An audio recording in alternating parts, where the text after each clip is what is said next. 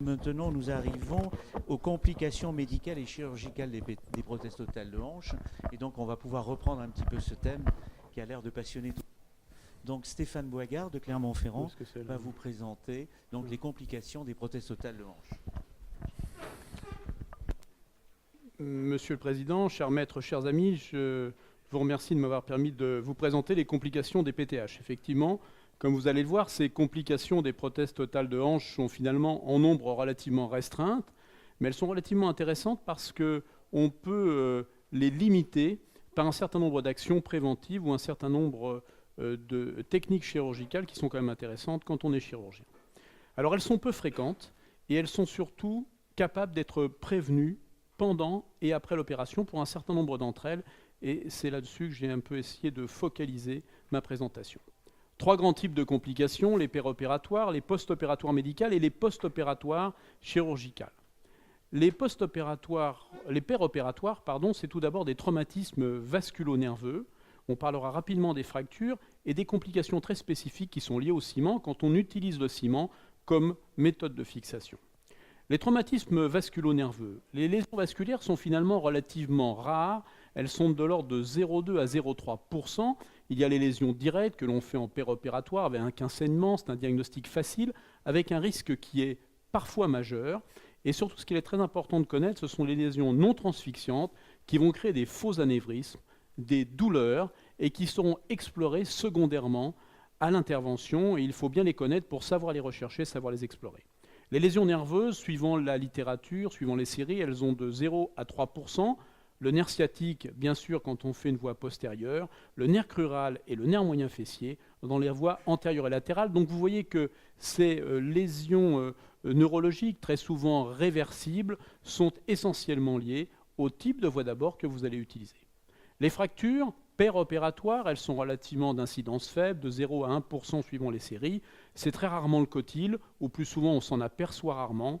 Elles sont essentiellement d'origine fémorale, et le traitement se fait par un cerclage et souvent un défaut d'appui pendant 45 jours pour permettre la consolidation. Ce sont des fractures qui ne posent pas beaucoup de problèmes.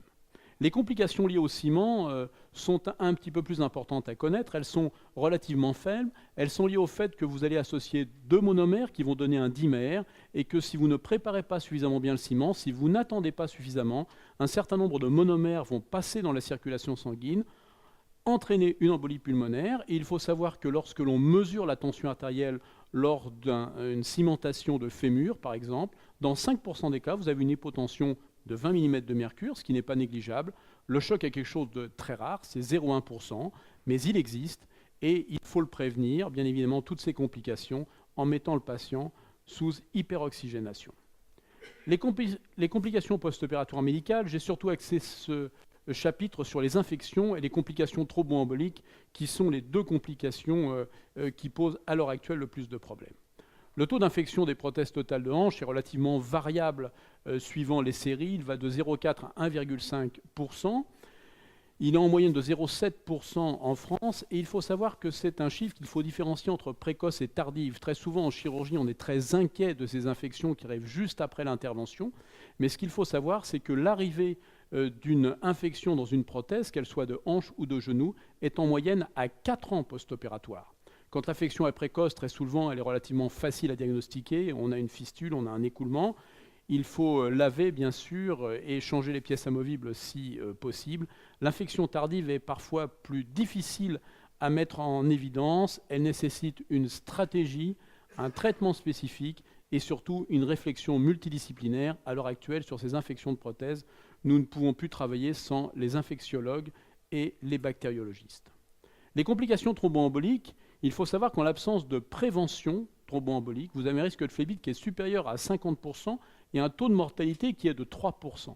À l'heure actuelle, on a une prévention qui est relativement adaptée et les chirurgiens orthopédistes sont très concernés avec beaucoup de chirurgiens qui travaillent avec la SFAR sur tous ces protocoles.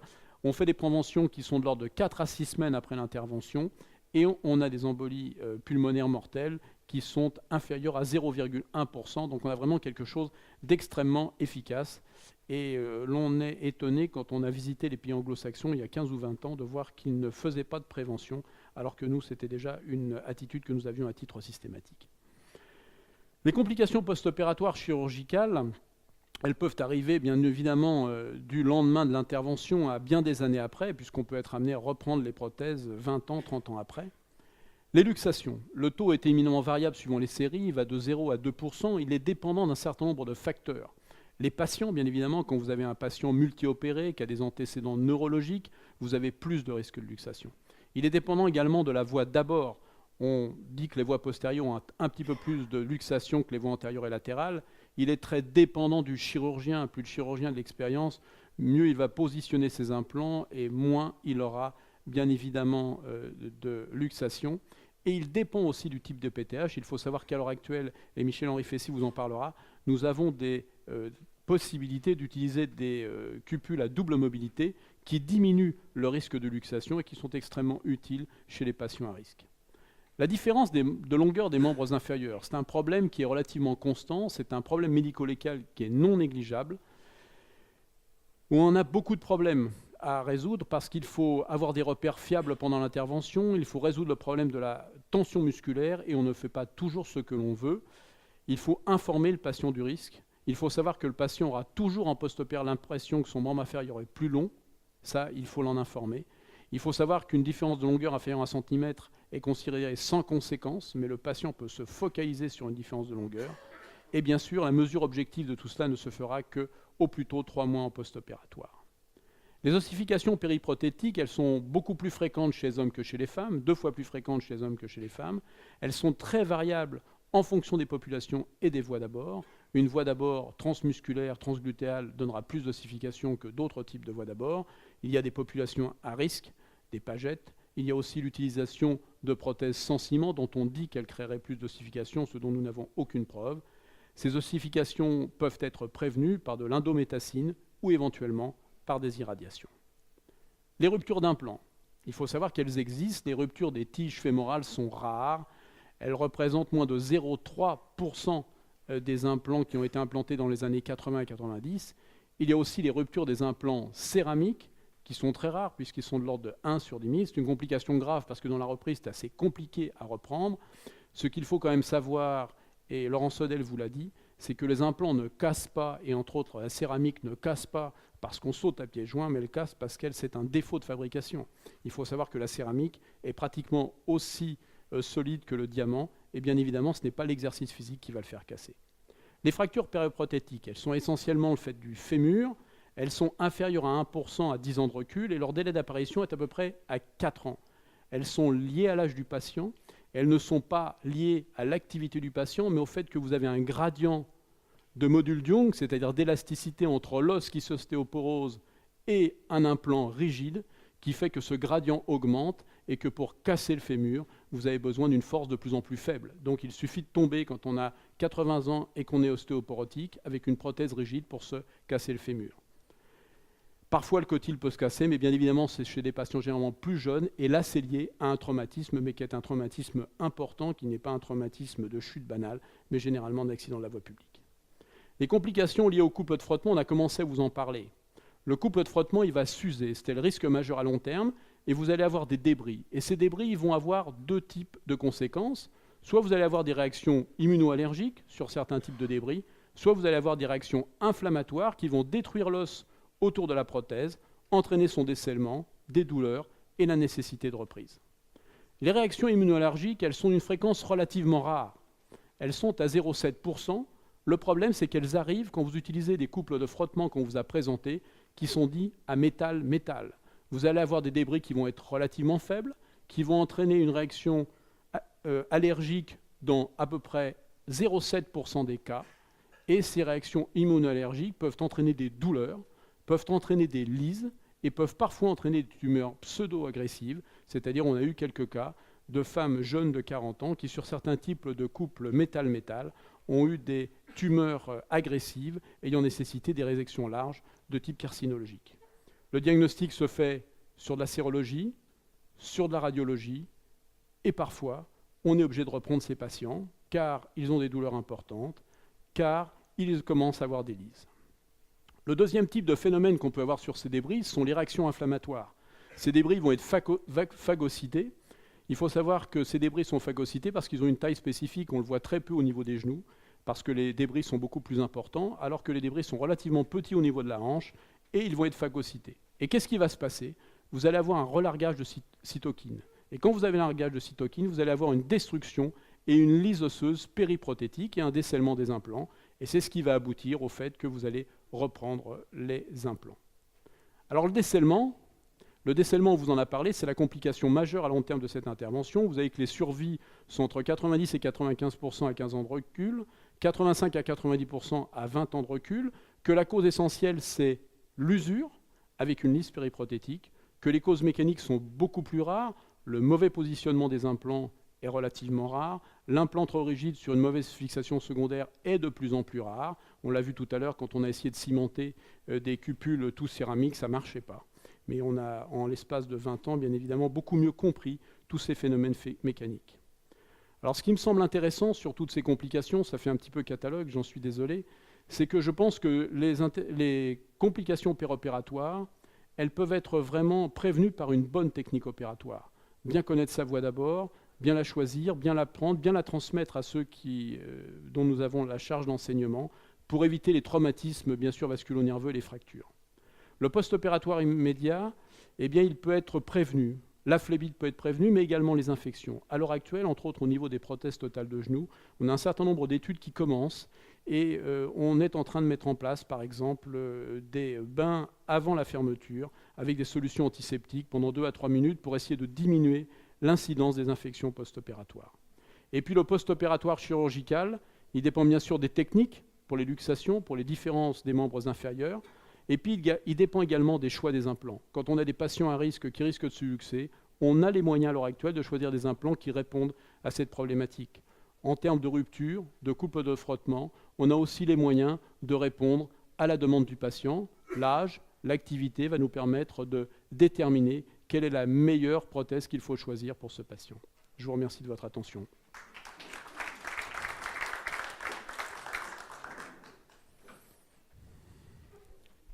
Merci pour cette communication sur les complications. Claude Vielpo, dont va prendre le relais comme intervenant. Merci Claude. Merci.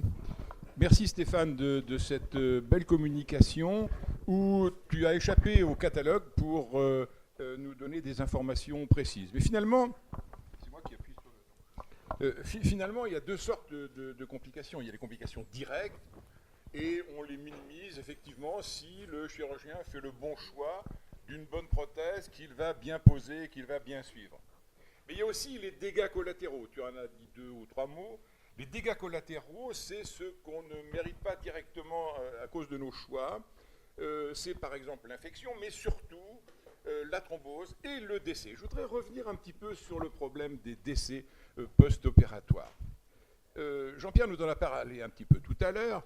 Mais il y a des données très récentes, 2010-2011, issues des registres suédois, mais aussi danois, norvégiens et australiens, qui ont été mis ensemble pour donner des choses très intéressantes. Par exemple, le malade de moins de 60 ans, et Dieu sait s'il y a beaucoup de gens qui viennent à la chirurgie maintenant, non pas seulement pour pouvoir continuer à marcher, mais pour pouvoir avoir des activités ludiques, voire sportives.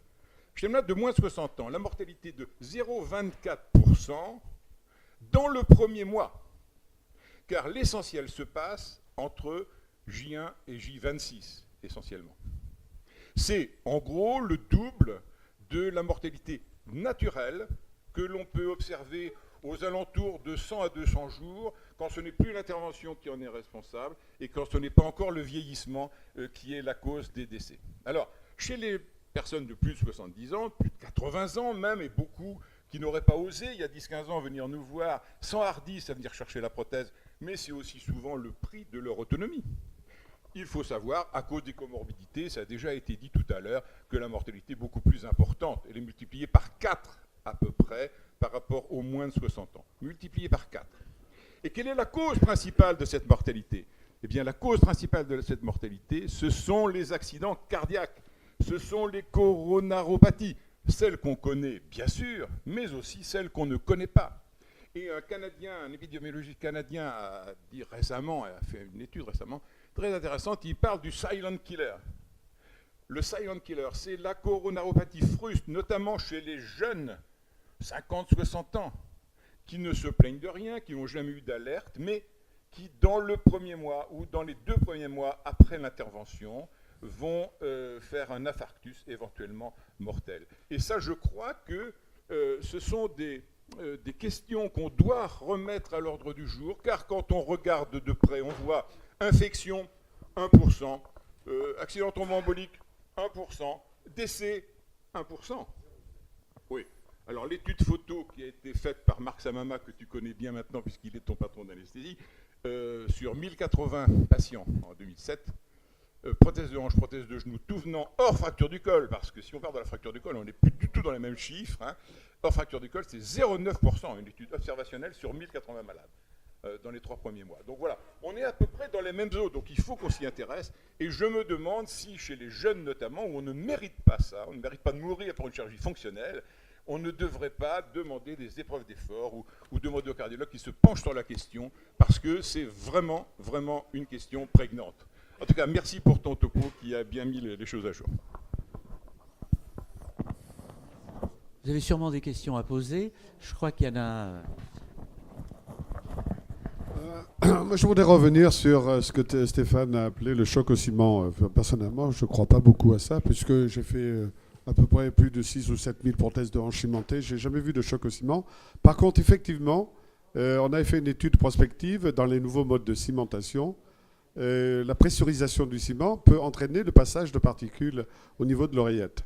Et j'avais fait une série d'études avec échographie transœsophagienne et comparé des prothèses avec un bouchon qui laissait passer de l'air et un bouchon qui n'en laissait pas passer pour dépressuriser la diaphyse fémorale pendant le cimentage sous pression. Et on avait beaucoup moins de particules qui passaient à partir du moment où il y avait une pressurisation moindre, c'est-à-dire un bouchon qui bloque le ciment mais qui laisse passer l'air à travers des petits canaux qui sont dans le bouchon.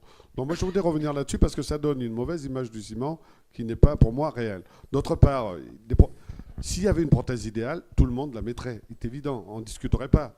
Donc le sans-ciment a aussi des inconvénients puisque ça peut casser. On a plus de fractures du fémur en péropératoire avec des prothèses sans ciment qu'avec des prothèses cimentées. D'autre part, le problème du stretch shielding dont on n'a pas parlé, enfin, le court-circuitage des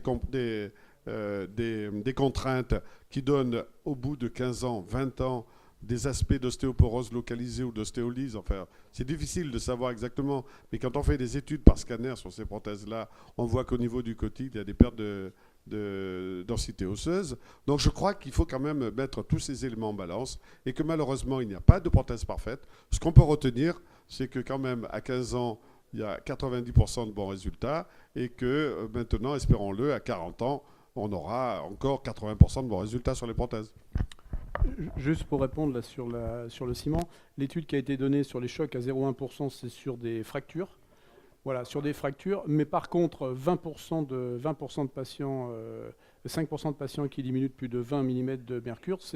Et donc ça veut dire, le choc c'est une chose, mais il ne faut pas nier le fait que ça passe. Et à partir du moment où ça passe, si on a un patient fragile, il y a un risque. Voilà. Mais ce n'est pas pour ça qu'il ne faut pas mettre, à mon avis, des prothèses cimentées chez les patients âgés. Ça veut dire simplement, attention, il y a un petit risque, il faut le connaître, et il faut essayer Oui, mais c'est surtout un problème finalement de contrôle, on va dire anesthésique entre guillemets, parce que c'est un problème de remplissage, comme on dit, hydraulique en fait, et tout simplement. Et d'oxygénation, exactement. Si ces deux paramètres-là sont bien gérés, un petit peu en préventif, on va dire, même par celui qui est aux commandes du côté de la tête, bah, ça se passe bien. Et c'est pour ça que Jacques a toujours eu des bons anesthésistes, n'a jamais eu de choc au ciment. Bon, je crois tout le monde défend ardemment ses convictions et je crois qu'on va continuer.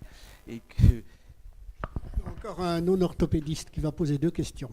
Premièrement, est-ce que vous avez fait allusion justement à l'importance de la position des implants par le chirurgien? Est-ce que le recours à la télémanipulation, si je puis dire, est de nature à limiter les complications liées à cette défaillance, si je puis dire, excusez-moi, entre guillemets, opératoire? C'est ma première question. La deuxième, vous faites allusion à l'ostéoporose, qui est un problème chez les gens âgés. Or, on sait que, en particulier chez la femme, passé 60-65 ans, 100 pour 100 000 sont porteuses d'une hyperparathyroïdie, souvent peu symptomatique. Alors, est-ce qu'il n'y a pas lieu, lorsqu'on avance dans l'âge, de faire un contrôle systématique pour voir s'il n'y a pas une hypersécrétion parathyroïdienne? Explication de l'ostéoporose. Alors, pour répondre à la première question sur le positionnement des implants, je crois qu'il y a deux problèmes. C'est-à-dire qu'on peut faire de la navigation, ce qu'on appelle, pour essayer de positionner les implants, mais le problème, c'est de la navigation par rapport à quoi? C'est-à-dire que pour bien naviguer, il faut savoir où on va. Et le gros problème du bassin, entre autres, c'est qu'entre quelqu'un qui est debout, quelqu'un qui est couché, quelqu'un qui est assis, le positionnement du bassin n'est pas le même. Et donc le problème, c'est qu'on ne sait pas exactement comment il faut mettre les implants, et c'est malheureusement un peu l'empirisme et l'habitude qui fait mettre au chirurgien. Ensuite, pour tout ce qui est bilan, si on commence à faire des bilans pour la parathyroïdie, des bilans cardio, je pense qu'on va être sur des coûts qui vont être absolument majeurs.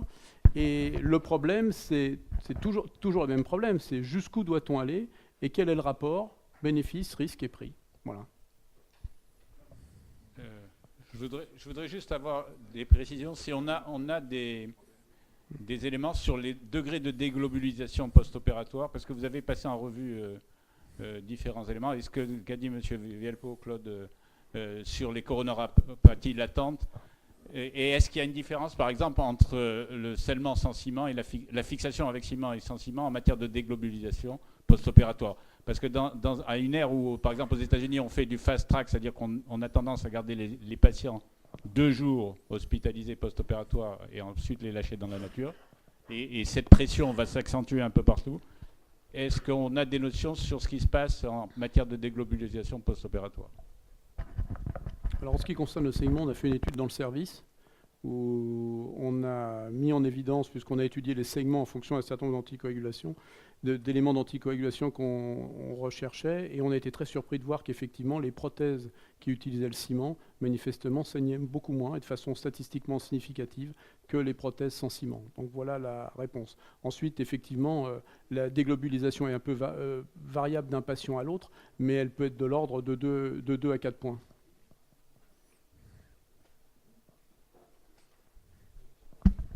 Merci. Alors, une dernière question.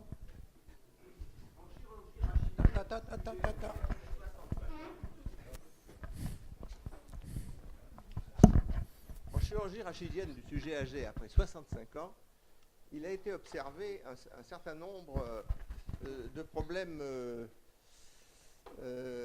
encéphaliques. Est-ce que vous avez, c'est-à-dire désorientation, etc., etc. Je sais bien que la chirurgie de la prothèse de hanche est beaucoup plus rapide, en général, que celle de la chirurgie rachidienne, mais est-ce que vous avez remarqué ça? Est-ce que ça fait partie de vos statistiques, de vos bazars, ou pas du tout?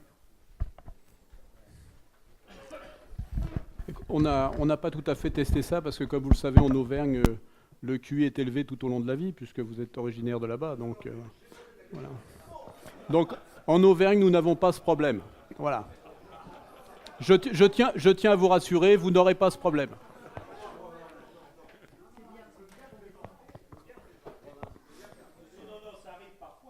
Bien sûr.